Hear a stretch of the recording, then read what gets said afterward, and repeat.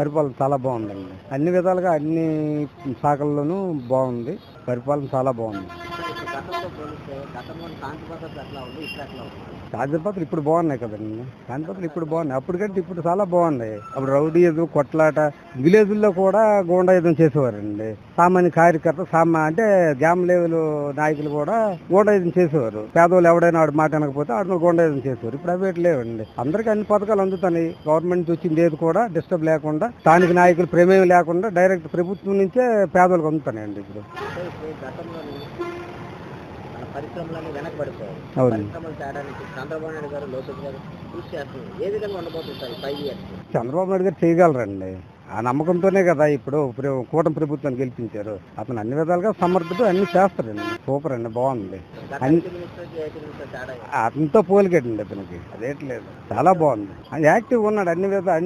అన్నిటిలో యాక్టివ్ ఉన్నాడండి. అన్ని రకాలుగా డెవలప్ చేస్తాడు, చేయగలడని నమ్మకం మాకు ఉంది. జనాలు చాలా మంది ఉందండి. సార్, ఇప్పుడు మన అసెంబ్లీలో కూడా రైతు భరోసా, అమ్మ పథకం కింద తల్లి వందనం కూడా ఇస్తారని మాట ఇచ్చారు. ఇచ్చిన మాట నిలబెట్టే వ్యక్తి అంటారు చంద్రబాబు.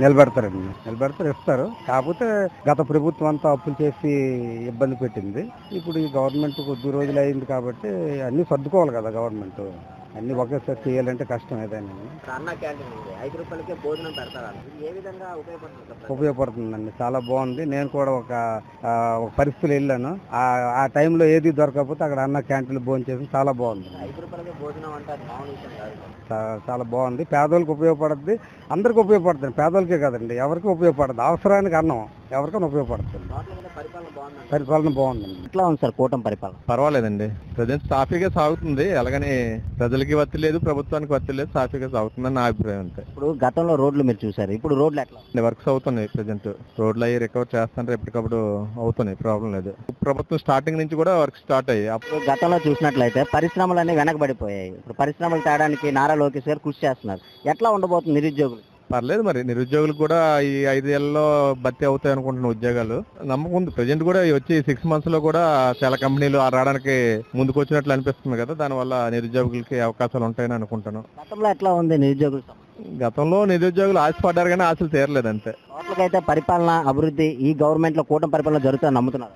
జరగడానికి అవకాశం ఉందండి. ఆలోచనతో వెళ్తారండి ప్రభుత్వం. ఆలోచన ఇది ఉంది కదా, అప్పుడు అనుభవం ఉంది, ఆలోచన ఉంది చంద్రబాబు నాయుడు గారికి. అదొకటే ప్రజలు బేస్ చేసుకుని ఆయనకి ఓటేశారు. అది ఆ విధంగా ముందుకు వెళ్తారని నమ్ముతుంటారు. ఇప్పుడు గతంలో చూసినట్లయితే ఇసుక దొరకలేని పరిస్థితిలో ఉండదు. ఇప్పుడు ఇసుక ఫ్రీగా దొరుకుతుంది. ప్రతి ఒక్కరు భవన నిర్మాణ కార్మికులు పనులకు వెళ్తున్నారు. దీని మీద ఏమన్నా? లేదండి, బాగానే ఉన్నాయి. ఇప్పుడు అందరికి వర్క్స్ బాగానే అవుతుంది, బిల్డింగ్స్ అవుతుంది, డెవలప్మెంట్ అవుతుందండి. దానికి అందరికి పనులు ఉన్నట్లే కదా. అన్ని వర్కర్స్ కి ఇప్పుడు రోడ్లు అవుతున్నాయి, వర్కర్స్ అన్ని వర్క్లు. ఒక వర్క్ అవుతుందంటే దాని వెనకాల చాలా కార్మికులు, చాలా పరిశ్రమలు అన్ని పనిచేస్తున్నట్లే దాని అర్థం. వర్క్స్ అవుతున్నాయి అంటే దాని వెనకాల అన్ని రంగాలు పనిచేస్తున్నట్లే. అందరికి వృత్తి బాగానే ఉన్నట్లే. ప్రెజెంట్ టోటల్ గా చూస్తే మన చంద్రబాబు మీద పూర్తి నమ్మకం ఉందంట. పర్లేదండి, ప్రజలందరూ నమ్ముతుంటారు. గవర్నమెంట్ కానీ రోడ్లు అన్ని బాగున్నాయి. ప్రతి గ్రామంలో రోడ్లు అవుతున్నాయి. అభివృద్ధి బాగా జరుగుతుంది. ఇసుక అంతా ఫ్రీ అండి. ఇసుక ఫ్రీ.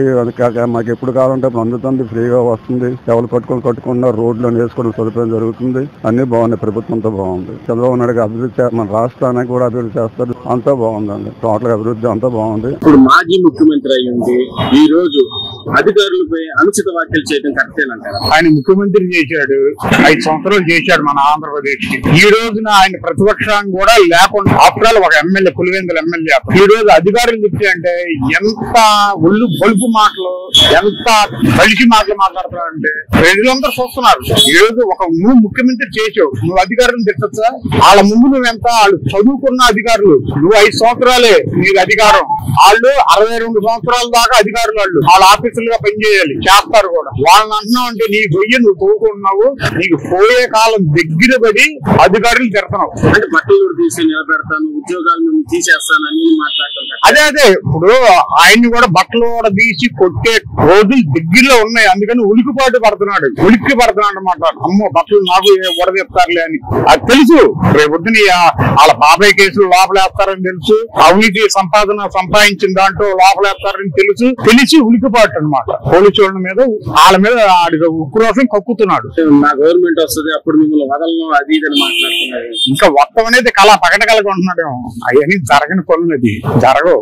ఏం చేసావని మొత్తం ఇవాళ నిన్ను నమ్మే పరిస్థితి లేదు, నీకు ఓటేసే పరిస్థితి లేదు. నీ కుటుంబంలో చూసుకో, ముందు జనాల సంగతి నీకెందుకు? నీ అమ్మనే, నీ అక్కనే, నీ వాడు, నీ చెల్లిని చూసుకో, షర్మిల గారిని, విజయమ్మని చూసుకో. జనాలను చూసినట్టే వాళ్ళని చూసుకుంటే సిగ్గు లేకుండా మాట్లాడతావు. ఇంకా విధానం తీసుకురావడంపై మీకు ఎలా అనిపిస్తుంది? మంచి ఆలోచన అండి. ఇప్పుడు ఏంటంటే 10% 20% ధనికులు ఉన్నారు, 80% దాకా పేదవాడు ఉన్నాడు. ఆ ధనికుడి దగ్గర ఉన్న డబ్బులతో మనం ఒక నలుగురు చేయందిచ్చి వాళ్ళకి మంచి చదువు నేర్పిస్తే వాళ్ళు మంచి ఉద్యోగం సంపాదించుకుంటారు, లేదా మంచి బిజినెస్ పెట్టుకుంటారు. చదువు అనేది పేదరికం ఒకటే కానీ లోక జ్ఞానాన్ని పెంచిద్ది. ఆ లోక జ్ఞానం పెంచడం వల్ల ఏమైంది అంటే అతని కాలం మీద నిలబడి వాళ్ళ కుటుంబాన్ని పోషించుకుంటూ ఇంకో నలుగురికి ఉపాధి కల్పించే ఒక రూట్ మ్యాప్ అన్నమాట చదువు అనేది. అలాంటి P4 విధానాన్ని తీసుకొచ్చి నలుగురిని చదివించి విధానం చాలా మంచిదే, మంచి ఆలోచన చంద్రబాబు గారి. రేపు ఫ్యూచర్ లో ఇది కానీ నిజంగా ఫుల్ ఫ్లెడ్జ్డ్ గా కానీ ఇంప్రూవ్ అయితే రాష్ట్రంలో ఎవరు చదువు లేని వాడు ఉండడు, పని కల్పించలేదు అనేవాడు కూడా ఉండడు అని చెప్పి సందర్భం. అంటే వైసీపీ వాళ్ళు అంటున్నారు పథకాలు ఇవ్వలేక ఏం చేయలేక ఇలా ఏదో కొత్తగా P4 అనేది తీసుకొచ్చారు తెర మీదకి, అది ఇదని మాట్లాడుతున్నారు. పథకాలు ఇవ్వలేదు అంటున్నారు. మరి మాకైతే పెన్షన్ అయితే పెంచుతా అన్నారు, పెంచారు. ఎమ్మటినే ఎక్కంగానే 3000 4000 చేశారు. గ్యాస్ సిలిండర్ ఆల్రెడీ ఒకటి తీసుకున్నాం, మళ్ళీ ఇంకోటి కూడా వస్తుంది, ఈ నెలలో పెట్టుకోమన్నారు. రేపు మే నెలలో తల్లికి వందనం వేస్తా అన్నారు. ఇంకేం పథకాలండి? 1 by 1 నెలకో 2 నెలలకు ఒకటి ఇంప్రూవ్ చేస్తున్నారు. సూపర్ 6 లో ఆల్రెడీ 3 or 4 చేశారు, ఇంకో 2 చేస్తారు. ఇప్పుడు ఇల్లు పెళ్లి చేసుకోగానే ఇల్లు కట్టేయగానే అన్ని చక్కబడిపోయండి, ఒకటి చేస్తారు. ప్రజలు ఆ నమ్మకం ఉండబట్టి ఓట్లేసి ఆయన గెలిపించారు. ఆయన చేస్తాడని చెప్పి మాకు మంచి ఉద్దేశం అయితే ఉందండి. అంటే గవర్నమెంట్ వచ్చి 10 నెలలు దాటుతుంది, రాష్ట్రాన్ని అప్పుల పాలు చేసింది, పథకాలు కూడా ఇవ్వకుండానే అది ఇదని మాట్లాడుతున్నారు. గతంలో పెన్షన్లు ఇవ్వాలంటే ఏదో పేపర్లో చూసేవాడు, 3000 కోట్ల అప్పుకి వెళ్ళారు వైసీపీ ప్రభుత్వం, లేదంటే వేరే బ్యాంకుకి వెళ్ళారు, వేరే బాండ్లు తాకట్టు పెట్టడానికి వెళ్ళారని చెప్పి వార్తలు వచ్చాయి. ఇప్పుడు వచ్చిన 9-10 నెలలు ఎప్పుడు కూడా ప్రభుత్వం వెళ్ళి అప్పు చేసిందని చెప్పి నేను ఎక్కడైతే వినలేదు, చూడలేదు. అందరికి పెన్షన్లు వస్తున్నాయి, నెల జీతాలు వస్తున్నాయి గవర్నమెంట్ జాబ్ హోల్డర్లకి. ఎవరు ఇబ్బంది పడిన న్యూస్ అయితే నేను ఎక్కడ వినలేదు. ఎలా ఉంది పరిపాలన? చాలా బాగుందండి. గవర్నమెంట్ వచ్చిన తర్వాత చాలా పేదలకు దగ్గరగా ఉంది, బాగా చేస్తున్నారండి, పనులు బాగా జరుగుతుంది. గవర్నమెంట్ పరిపాలనకి ఇప్పటికేమో డిఫరెన్స్? చాలా డిఫరెంట్ ఉందండి. గత ప్రభుత్వంలో సమస్యలు చెప్పుకోవాలన్నా కానీ ఏదైనా కానీ బయటకు వచ్చి ఏమైనా మాట్లాడితే ఎవడేం చేస్తాడని భయపడేవాళ్ళండి. ఇవాళ స్వచ్ఛందంగా వస్తున్నారు, ఏ సమస్యనికి వస్తున్నారు చెప్పగానే చేసిన, ఏ సమస్యను వస్తున్నారు ఎల్లంగానే అడగంగానే చేసిన సచివాలయ వ్యవస్థలు కూడా చాలా బాగున్నాయండి. అంటే ఈ గవర్నమెంట్ వచ్చిన తర్వాత పథకాలు ఇవ్వట్లేదని వైసీపీ నేతలు మాట్లాడుతున్నారు. లేదండి, పథకాలు మాత్రం అందరికి అందుతున్నాయి. నేను కూడా దాంట్లో ఒక బెనిఫిట్ ని, ఎందుకంటే ఈ గ్యాస్ బండ్ అనేది నేను కూడా తీసుకున్నా అండి, నాకు సబ్సిడీ పడింది మా అమ్మగారి అకౌంట్ లో. బాగుందండి, పడలేదు చేయలేదు అంటానికి మాత్రం లేదండి. రోడ్లు చాలా బాగున్నాయండి. ఈ 3వ డివిజన్ లో గుండెల్లో కూడా చాలా రోడ్లు రిపేర్ చేశారండి. ఆల్మోస్ట్ కొత్త రోడ్లు వేస్తున్నారు.